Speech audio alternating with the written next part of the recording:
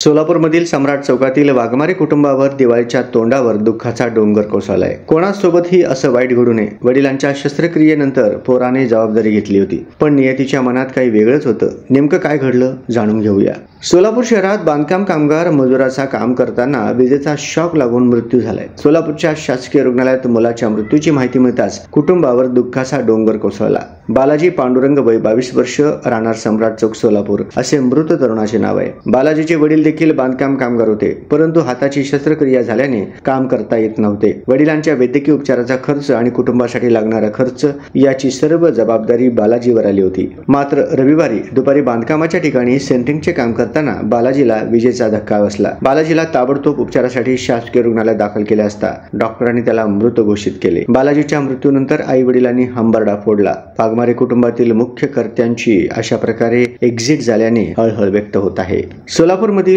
बालाजी वाघमारे हा युवक वसंत विहार येथे रविवारी दुपारी सेंट्रिंगचे काम करत होता।